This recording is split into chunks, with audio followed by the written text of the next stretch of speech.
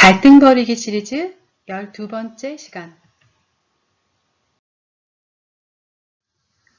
오늘은 청년의 갈등에 대하여 알아보도록 하겠습니다.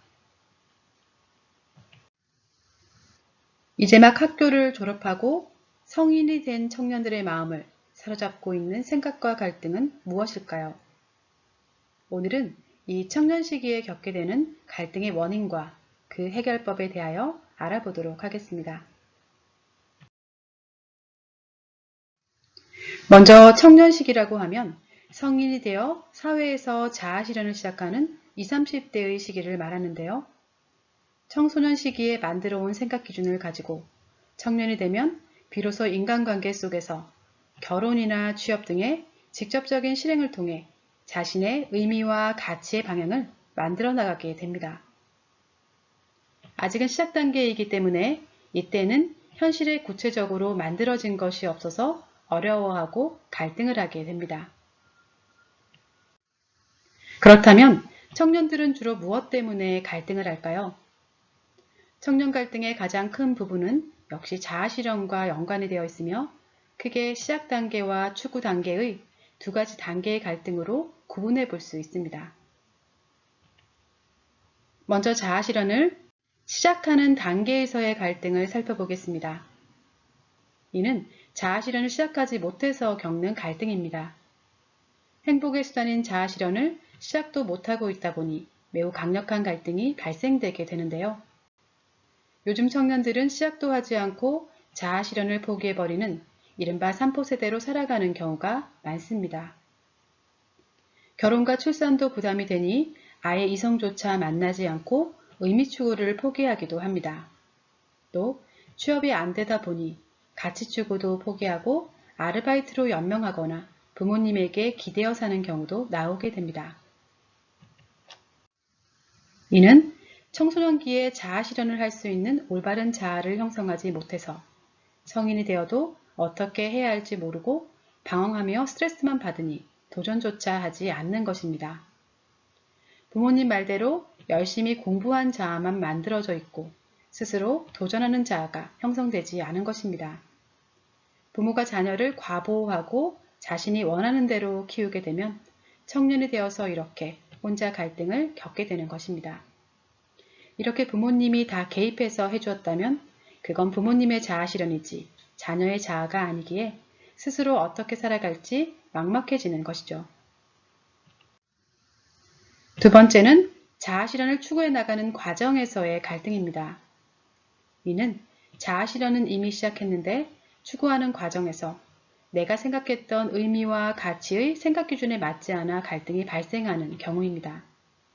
인간관계 속에서 자아실현을 하다 보면 이 생각 기준의 차이와 심리작용의 차이가 발생하며 누구나 갈등을 할 수밖에 없습니다. 이 청년 시기에 시행착오를 많이 겪는 것은 청소년 시기에 충분히 겪어보며 다양한 생각 기준을 만들지 못했기 때문입니다. 열심히 공부만 해서 좋은 회사에 들어갔다 해도 만일 회사에서 작은 문제라도 생기면 어떻게 될까요? 문제를 회복하는 과정 또한 시행착오를 겪으며 만들어지는 것인데 그 과정이 없으니 대처 능력도 없어 견디지 못하게 되겠지요. 그렇다면 이제 청년 갈등의 해결법에 대하여 알아보겠습니다. 이제 성인이 된 청년의 갈등은 누군가 힐링시켜 주는 것이 아니라 스스로 이해하고 실천할 때 해결될 수 있습니다. 첫째, 자아실현을 시작도 못하고 혼자 갈등하는 청년의 경우라면 지금부터라도 자아를 형성할 수 있도록 해야 합니다. 만일 혼자 갈등하고 있는 청년을 부모님이 또다시 보호하게 된다면 이제 캥거루족이 되는 것입니다. 그러다 만일 부모님이 사라지게 되면 스스로 어떻게 살아갈까요? 이들은 지금이라도 자아부터 다시 형성해야 합니다. 시간이 걸린다 해도 다시 최소한의 시행착오를 겪고 스트레스와 상처를 극복하여 인간관계 속으로 들어가서 자아실현을 도전해야 합니다. 자아실현을 못하는 진짜 원인은 자아 형성이 안 된 것인데 모두 사회 탓으로 돌리기만 하면 문제는 해결되지 않습니다. 이런 청년들은 스스로 생각하고 무언가 해나갈 수 있는 능력, 즉 심리적인 독립을 할 때까지 아직은 부모님의 대화와 조언이 조금 더 필요할 수 있습니다. 자아 실현에 필요한 시행착오와 도전을 하나씩 해나가며 자아를 형성해서 사회로 진출할 수 있도록 하면 갈등이 해결될 수 있습니다. 둘째, 자아 실현을 추구해 나가는 과정에서 갈등하는 청년의 경우는 이 갈등 또한 자아 실현 과정의 하나임을 알고 잘 겪어나가야 합니다. 자아 실현을 하면서 기존의 내 의미와 가치의 기준에 맞는 경우가 과연 얼마나 있을까요? 나의 의미와 가치를 만들어 나갈 때는 이직도 할 수 있고 이성과 사귀다가도 헤어질 수 있습니다. 이때의 시행착오는 인간으로서 조화를 맞추며 자신의 의미와 가치를 수정해 나가는 것입니다.